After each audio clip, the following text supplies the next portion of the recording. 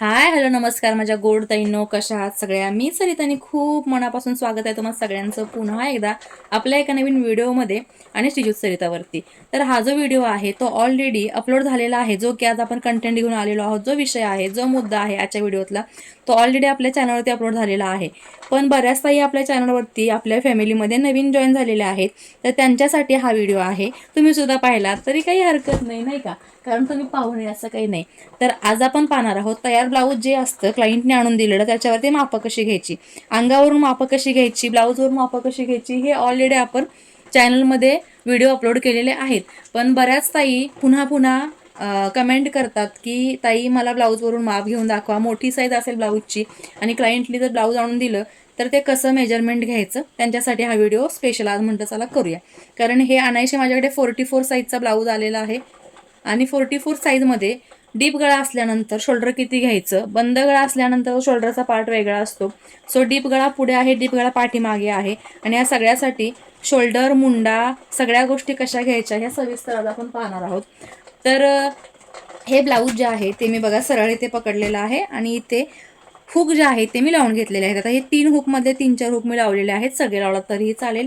आणि हे जे ब्लाऊज आहे हे ॲक्च्युली मोठं साईज असल्यामुळे बऱ्याच वेळेला आपल्याला भीती असते मनामध्ये, नवीन बिगनर्स असतात त्या ताई, माप कमी घेतलं तर ते छोटं होईल किंवा ब्लाऊज घट्ट होईल, त्यासाठी माप मोठं घेऊ आणि मग ते छान बसेल. आणि या गैरसमजामध्ये, ह्या गोंधळामध्ये माप खरंच मोठं होतं आणि ब्लाऊज एकतर गळ्यातून लूज पडतं, शोल्डरमधून लूज पडतं किंवा इथे आर्महोलच्या इथे काखेमध्ये लूज पडतं. हा जो पार्ट आहे काखेचा इथे लूज पडतो. सो या सगळ्या गोष्टी तुमच्याकडून होत असतील तर त्या गोष्टी टाळाव्या कशा, त्यासाठी आज आपण हे ब्लाऊजचं माप घेणार आहोत.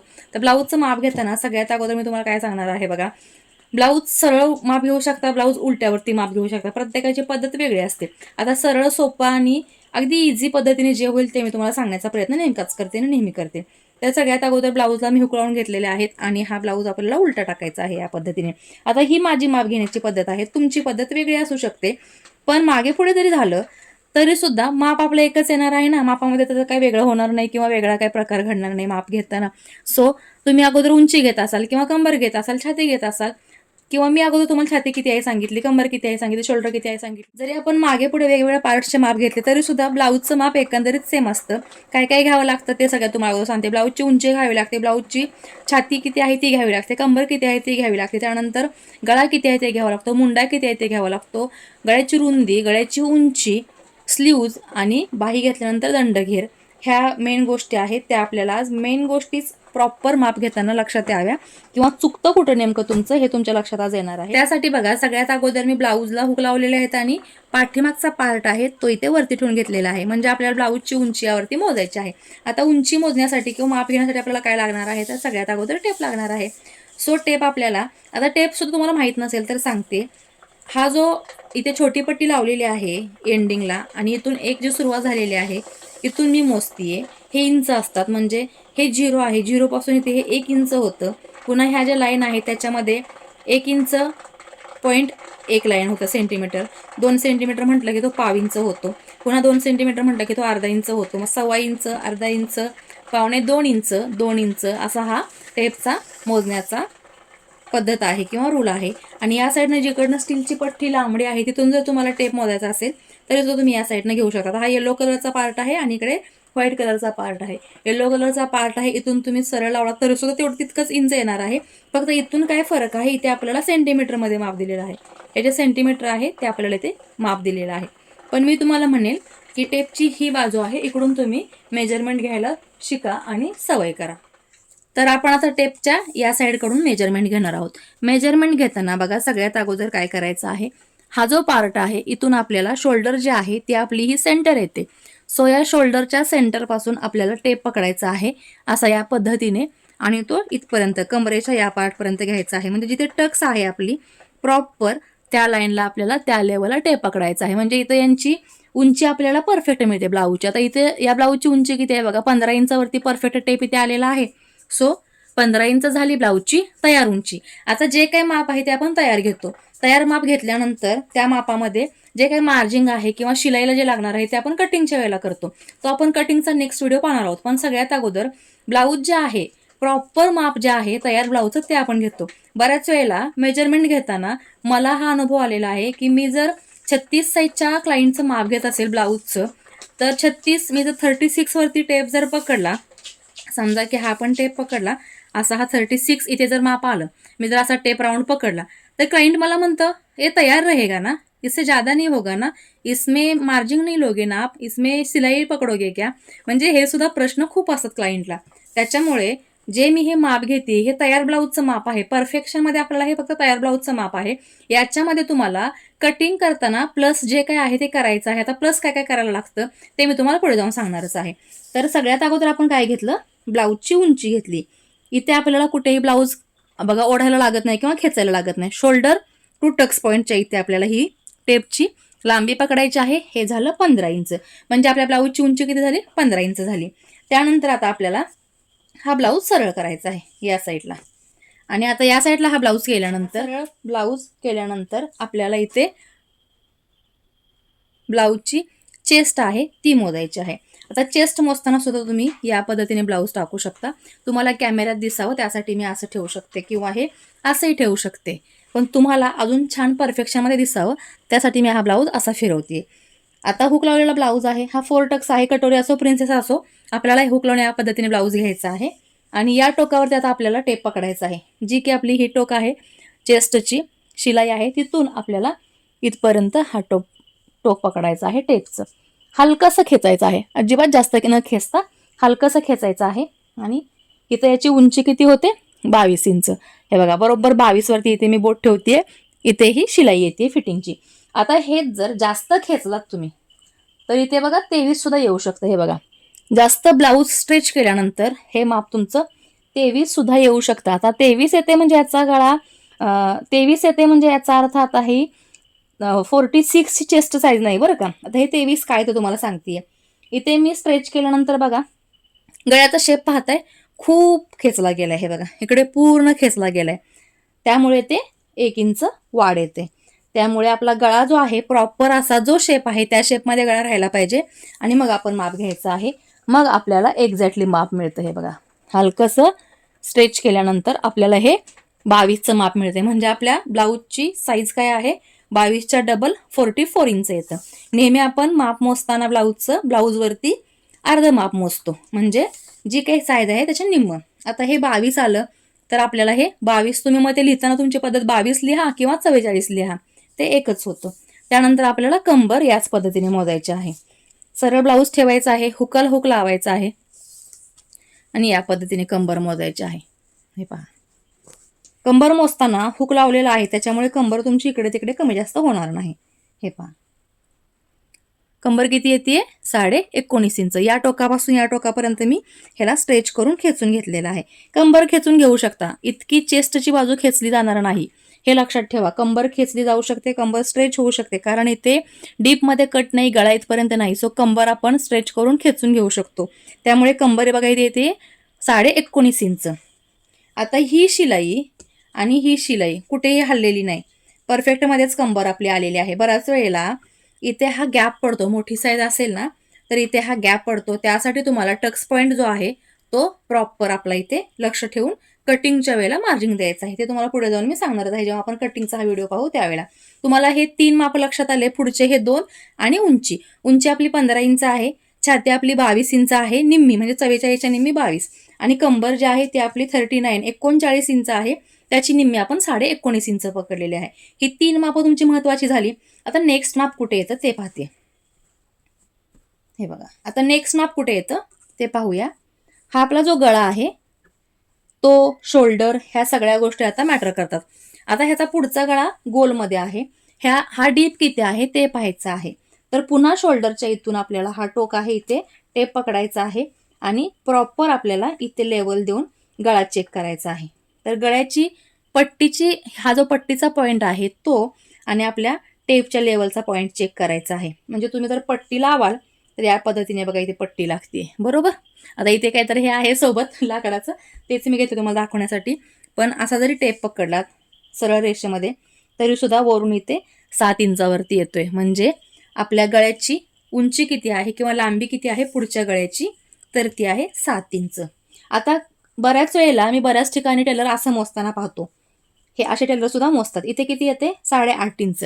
पण तुम्ही जेव्हा शोल्डर पासून गळा असा मापाल मोजाल तेव्हा 8.5 इंच येतं. पण त्याच पद्धतीने कटिंग झाला पाहिजे, त्याच पद्धतीने शिलाई झाली पाहिजे, म्हणजे तो परफेक्ट बसतो. प्रत्येकाची पद्धत वेगळी असते. आता मी गळा इथून अशी मोजते, शोल्डर पासून ही लेवल जी आपली आहे ती इथे ही गळ्याची पकडली की बरोबर 7 इंचाचा गळा येतो. सो फ्रंट नेक किती झाला 7 इंच झाला. आता लागलीच आपल्याला शोल्डर मोजायचे आहे. हे पहा, शोल्डर मोजताना ह्याच्या मधला भाग किती आहे तो प्लस हे जर तुमच्या लक्षात नाही आलं, हे जर कन्फ्युजन असेल तुम्हाला, तर सरळ सरळ काय करायचं आहे, तयार शोल्डर किती राहिलेले आहे ते पाहायचं. आता ह्या ब्लाऊजचे तयार शोल्डर किती राहिलेले आहे 2.5 इंच आहे तयार शोल्डर, बरोबर. 2.5 इंच तयार शोल्डर प्लस इकडे अर्धा इंच शिलाई गेलेली आहे, म्हणजे अर्धा इंच इकडे टेप मी एक्स्ट्रा सोडलेला आहे 2.5 इंचासाठी आणि इथपर्यंत शोल्डरच्या इथपर्यंत टेप पकडलाय. तर हा किती होतो 3 इंच झाला. आणि या ब्लाऊजसाठी आपल्याला विड्थ द्यायची आहे. गळा रुंदी तर जास्त पाहिजे कारण हेवी साईजचा ब्लाऊज आहे, तर ओपन गळा तर ठेवावा लागेल. आता ह्याची ही शिल्लक राहिलेली बाजू आहे 3 इंच. 3.25 इंच कटिंग असणार, 3 इंच शिलाई असणार. पाव इंचामध्ये मायनस होणार 3.25 इंच, 3 इंच झाले प्लस इथे अर्धा इंच गेलं, 2.5 इंच राहिले, म्हणजे तयार शोल्डर कितीची राहिली आपली 2.5 इंचाची. आता 2.5 इंचाची शोल्डर जर असेल तर आपल्याला ह्या ब्लाऊजसाठी शोल्डर घेताना 6 इंचाची घ्यायची आहे. 6 इंचाची शोल्डर घेतल्यानंतर अर्धा इंच तुमचा इथे शिवून जाईल आणि 2.5 इंच तुमचे शोल्डर राहील. हे 3 इंच जे राहत आहेत पुढं ते तुम्हाला 3.25 इंचावरती किंवा 2.5 इंचावरती कटिंग घेऊ शकता आणि पाव इंच तुम्हाला शिलाई मार्जिंग जाईल. सो 6 इंच 6.25 इंच घेतला तरीही चालणार आहे याला शोल्डर. आता शोल्डर झाल्यानंतर ह्याचा मुंडा पाहायचा आहे आपल्याला. मुंडा पाहताना सुद्धा प्रॉपर हे ब्लाऊज आपल्याला असं ठेवायचं आहे. हे पहा, सरळ स्लीव्ज आहे ती सरळ करून ठेवायची आहे. इथे मुंडा जो आहे तो जसा आपण आकार कापतो मुंड्याचा त्याच पद्धतीने ठेवायचा आहे. तर या पद्धतीने आपण हे ब्लाऊज ठेवून घेतलेलं आहे मुंड्यासाठी. आणि आपला जसा कटिंगचा मुंडा असतो त्याच पद्धतीने स्लीव्ज आपल्याला सरळ नाही झाली चालेल, पण आपला जो हा मुंड्याचा शेप आहे जसा आपण कटिंगला ठेवतो त्याच पद्धतीने ठेवायचा आहे. आणि 0 पासून इथे मोजायचं आहे, म्हणजे शोल्डरची सेंटर आहे तिथून आपल्याला हा टेप लावायचा आहे आणि बरोबर या टोकापर्यंत टेप मोजायचा आहे किती इंच येते, म्हणजे आपला जो जॉईंट आहे स्लीव्जचा तिथे आपल्याला सरळ रेषेमध्ये किती येते ते पाहायचं आहे. तर तुम्हाला हे दाखवते, ते सरळ पट्टी पकडल्यासारखी दाखवते. 6.5 इंचाचा इथे मी मुंडा घेतलेला आहे मापामध्ये, तर बरोबर 6.5 इंच आपला मुंडा इथे येत आहे. म्हणजे ह्या ब्लाऊजला गळा किती घेतला आपण पुढचा 7 इंच घेतलाय, उंची 15 इंच आहे आणि ब्लाऊजची चेस्ट किती आहे 44च्या हिशोबाने इथे आपण 6 इंच शोल्डर घेतलेले आहे. 5.25 सुद्धा घेऊ शकता, काही प्रॉब्लेम नाही. त्यानंतर आपण इथे 6.5 इंचाचा मुंडा घेतलेला आहे. इथपर्यंत क्लिअर झालेला आहे. आता बॅक साईडचा गळा किती आहे ते घेऊया. 6.5चा मुंडा घेतलेला त्याचं तुम्हाला रिझन सांगते पुन्हा, कारण हा तुम्हाला पुन्हा प्रश्न पडणारच आहे.